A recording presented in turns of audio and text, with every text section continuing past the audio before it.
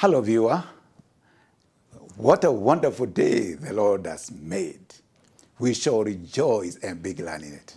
Wherever you are, I declare that the joy of the Lord be your strength. If you are enjoying a cup of tea, continue enjoying it in the hotel, wherever you are. Whether you are traveling, I pray that the joy of the Lord shall be your strength. Apostle Paul told the Philippians, rejoice in the Lord. And again I say, rejoice. And I'm so happy to have this opportunity. To me, it's always an honor to share the word of God, because God called me to do this, and I'm a joyful man. The joy of the Lord has been my strength over the years.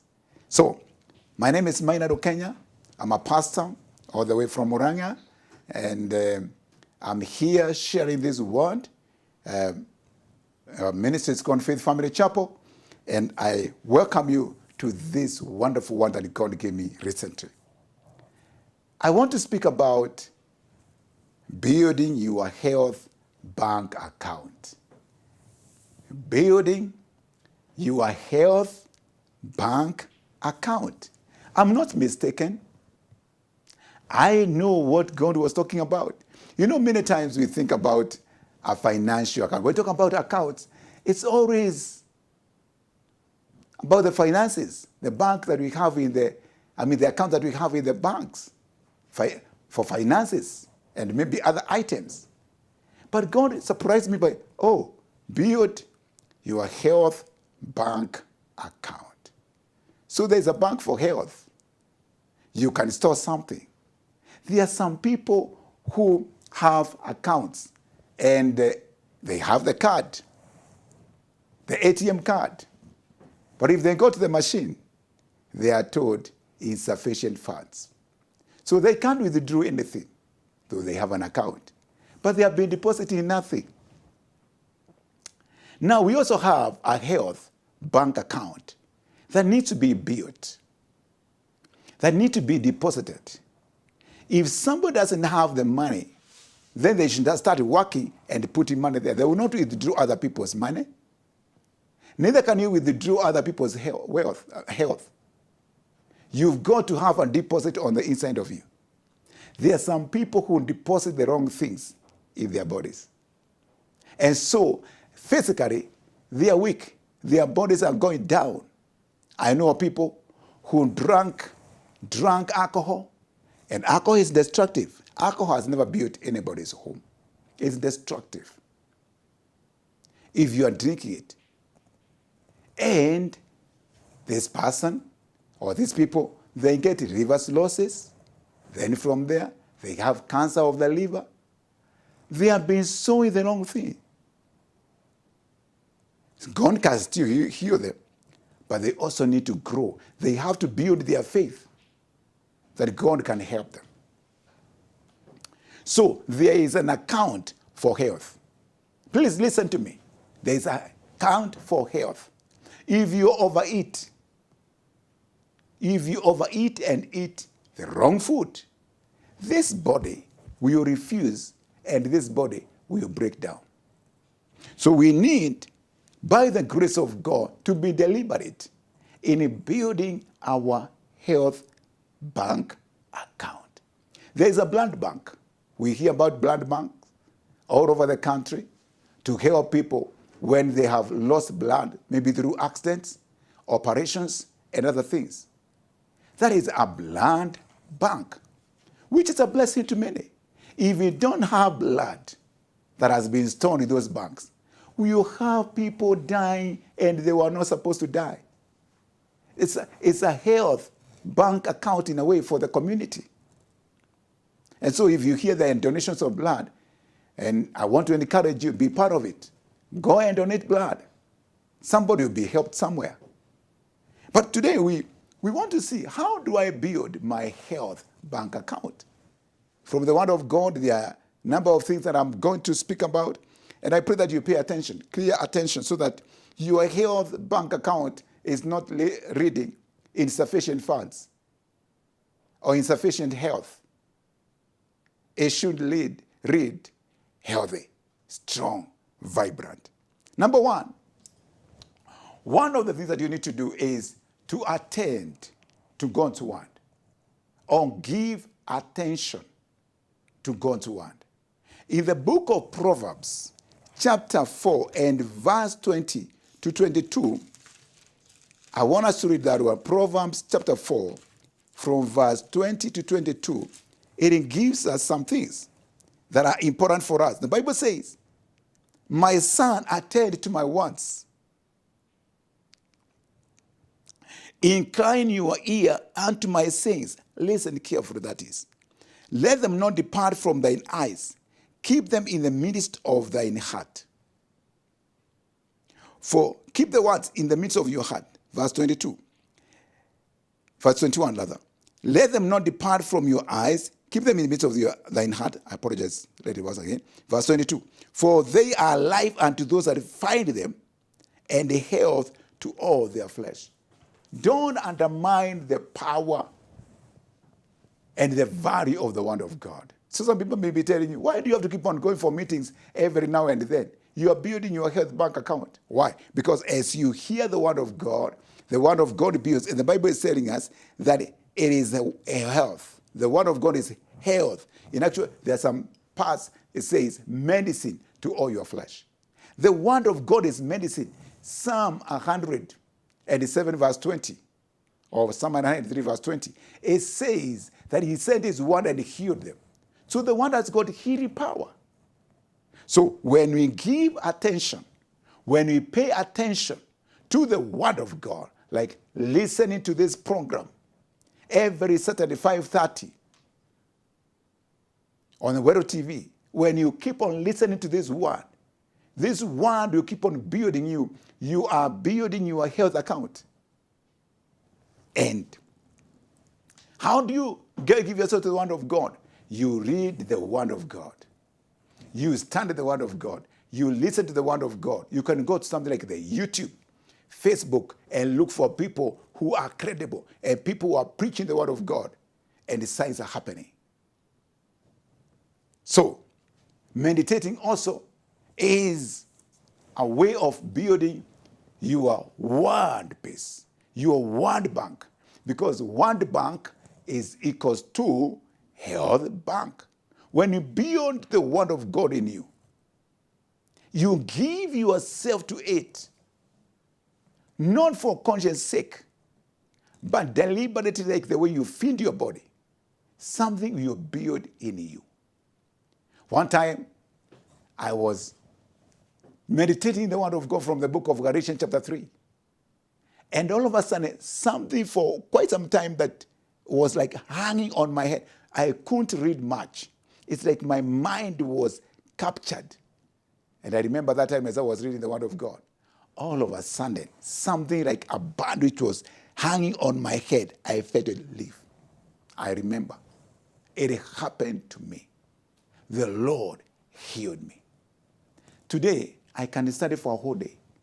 I read. Not that I don't need a break, but God has given me that ability. He delivered me from that situation. So you give your eyes reading, you give your ears listening, and you meditate in the word of God. Listen to the word of God. Look for scriptures that are talking about hearing. Get them. And get the word of God in you. And that word will impact health. Because the word of God is medicine. The word of God is medicine to all our flesh. Be healed in the name of Jesus. The second thing we can do in building our health bank is speaking God's word and speaking God's word on health and healing to our bodies. God's word on healing and health to our bodies. We declare the word. I've spoken here before and said, the Bible says, decree a thing, speak a word, and it shall happen to you. The Bible also tells us about meditating in the word of God, and then we shall make our way prosperous, and we shall have good success. So we can succeed even in laying down health and healing in our bodies. There are people who have been healed from even what medically is incurable. There was one woman I was listening to. I was reading a book about. This woman was listening to a man of God, and she was listening, and she was working in the house chores, and all of a sudden she had cancer of the face, and all of a sudden that growth fell to the ground and received a healing. The power of God was manifested. Speaking the word of God, even yourself, over your body, you bring healing. People have been healed as they were listening to the word of God. I've testified even on this forum about God healing people. And you too, you should enjoy health. It is the will of God. The woman with the issue of blood, this woman kept on saying, in the book of Mark chapter 5, you can go and read the story. You find this woman who kept on saying, if only I touch the hem of his garment, I shall be made whole.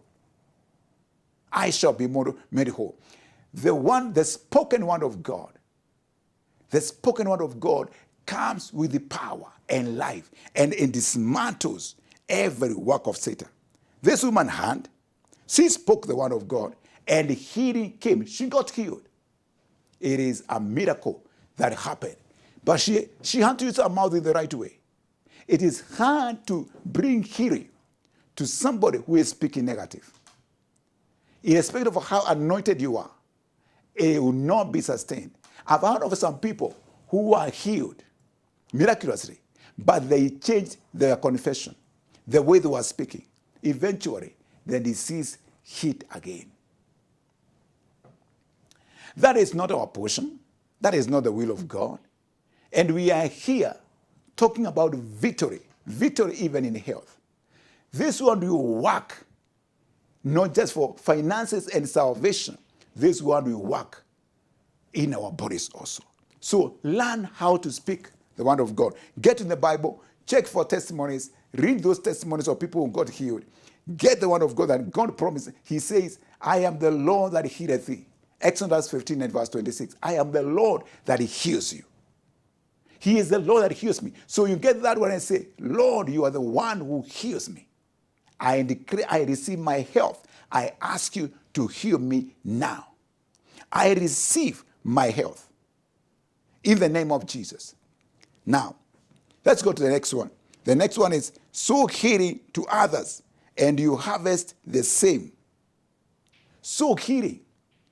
There is a place for sowing. The Bible says, in the book of Galatians, chapter 6 and verse 7, whatsoever a man sows, that is what he shall reap. There is a spiritual principle that when you do something, you are sowing it, and there's something that you manifest. Sowing and reaping is not limited to maize and beans, naturally, agriculturally. Sowing and reaping is a principle that we find even spiritually. That you can sow a thing and it will manifest. You can sow love. You sow love to somebody, and God will cause that to come back in goodness towards you. The Bible says that we honor our fathers and mothers. Honor them. Obey them. Now, when the Bible says like that, it sort of tells us, for this is the first commandment with a promise, that it may be well with you and you may live long. That means when we honor our parents, there is a place of health. It shall be well. It shall be well, even in health. I don't undermine my parents. People who have taken care of me, I'm commanded. And therefore, I can confidently say that health is my portion. I have health. I am well. I shall live long. Because the Bible comes to say in the book of Ephesians, chapter 6, 1-3, it comes to say that you may live long. You may live long in the land that God has put you. And we are here on earth. So I can say, it shall be well with me. Sickness has no portion in me. I am sowing. I am good things. I'm blessing others, taking care of others who are sick, who are unwell. It's also something that you can stand before God and receive a harvest. King Hezekiah, was told a prophecy, you are dying. And he said, he went before God and said, God, remember the things I've done. And God added to him 15 more years. So when we do good things, we are sowing. He got healed. So in other words, there's somebody laid aside and he harvested. Learn to do good. Learn to be a blessing. Learn to do the word of God. Be a blessing to other people. Be a blessing to your parents. Be a blessing to your church. Be a blessing to the work of the ministry. You will see good come your way. Next is, if you do this, you are going to lay health in your bank account. And this is it. Practice a life of joy and praise. Huh? The Bible tells us in the book of Proverbs 17 and verse 22, a merry heart does good like medicine. A merry heart, merry and joy. A merry heart does good and medicine. Did you know there are some doctors who have an understanding of this one? And one of the things they advise their patients rather. They advise their patients is that get some time. Just start laughing. Just laughter. Just do it over and over. There is something that happens in the body of a person. So if you learn how to walk in joy, if you learn to do that, you are putting health in your health bank account. Learn to walk in joy, because certainly you know, if somebody is depressed, they don't have any joy. It's the opposite. Depression brings somebody down. Learn to rejoice. And the Bible says, count it all joy when you go through trials and temptations. I know it's not easy to rejoice when things are not good. But the Bible advises us to count it all joy, to rejoice. Stir up some joy somehow. Start enjoying yourself. Start rejoicing. Be merry. Trigger yourself to laughter. It's medicine. Isaiah 12 and verse 3. It says that with joy shall I draw waters from the wells of salvation. With joy. With joy, with joy shall I draw waters from the wells of salvation. And the one salvation, the one salvation is also being delivered from sickness and diseases. So joy brings health. It may be hard, but the Bible encourages us to rejoice and rejoice in the Lord. Nehemiah 8 and verse 10. The joy of the Lord shall be your strength. Wow. So joy brings strength. Like I've said on this forum before, about this one that God gave to one minister of the gospel, Dr. Jelly Savea. He said, God told him, if the devil cannot steal your joy, he cannot keep your goods. Wow. If the devil cannot steal your joy, he cannot keep your goods. That means the devil cannot keep your health. He cannot put sickness on you. He will not manage. He will not prevail. Because the moment you walk in joy, then you can be sure that health will come your way. But because sometimes of the way we have grown up, we don't think that this truly will work. But this is the truth. Learn how to rejoice. Don't be told by people that you are melancholy. And so you give yourself to depression. Those personality things, they are subject to change. I walk in joy. I appreciate psychology. But I can tell you, I refuse to have the personality and limit myself to those personality traits. I choose to be led of the Holy Spirit. I choose to conform my life to what the Word of God says. So, watch out. Don't go mourning. Don't go grieving.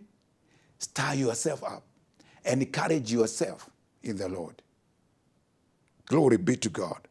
Finally, take care of your body. Take care of your body. Someone mentioned a little bit of it, but take care of your body. What you feed in your body will affect you.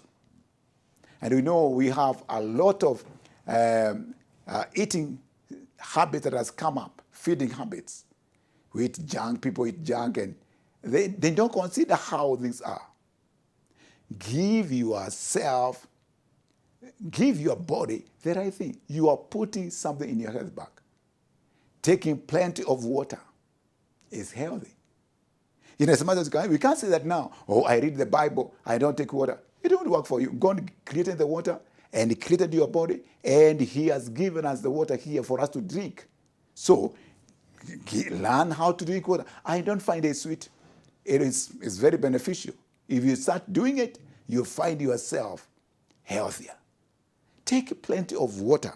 I'm not talking about excessive, but they say about 8 glasses of water at least a day. Wow. Check it out, because people of different sizes. And so you know what really is enough for you. Get to eat well. Eat the right food. There are conditions that they are brought by negligence. If we neglect our bodies, I spoke about, if you give yourself to alcohol, alcohol will destroy you. It will destroy your body. I have relatives who have died because of alcohol and smoking. Liver and lungs. It is a reality. We can't neglect it. So if you go smoking because it looks fun, then you have consequences. And I had my lecturer back in college, he told us that the first cause of lung cancer is smoking. The second cause of lung cancer is smoking. The third cause of lung cancer is smoking. The fourth cause of lung cancer is smoking. What was he saying? He was just emphasizing the danger of smoking. My friend, it's over to you. It's over to you. Don't be presumptuous about life. And don't ignore your body. Think it shall be well. Stay fit.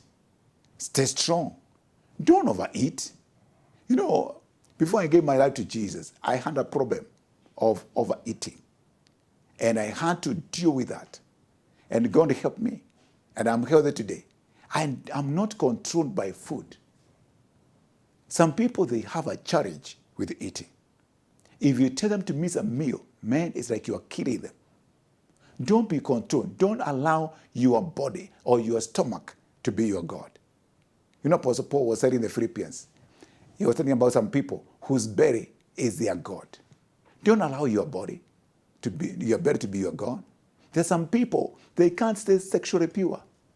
They have to go around like anything. And eventually, they have STDs.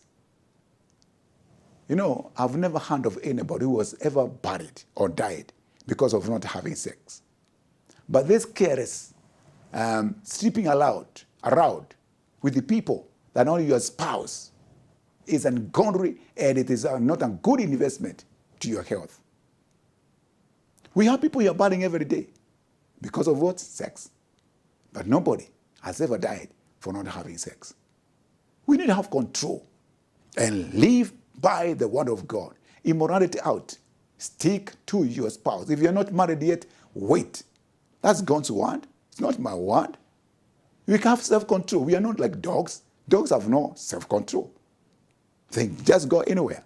We are people created in the image and in the likeness of God. I'm not saying this to insult anybody. But honestly, everybody should take a step in having control, because it is possible. We have the fruit of the Spirit, which is self-control. My brother and my sister, there is a health bank account. There are people who have kept their bodies well.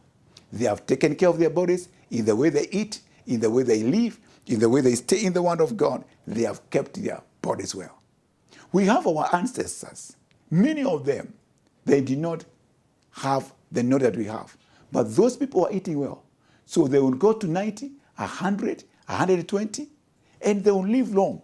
Why? One of the things they had was eating well. I'm not here to mention some kinds of food, But you need to search out, and God help you. Eat well. Eat well. In as much as possible, avoid manufactured foods because of the additives. Get natural food as much as possible. It shall be well. I'm not preaching a doctrine of food, but for us to be healthy, there is a need for us to take care of our bodies. Exercise your body. You can be stuck in a place. You may be your job required to sit down almost a whole day. Learn how to walk. For example, myself, when I'm praying, because basically I do a lot of sitting, standing, praying, no much movement. What I do is when I'm praying many times, I walk. And I walk for kilometers, just maybe in the house, just around the table room.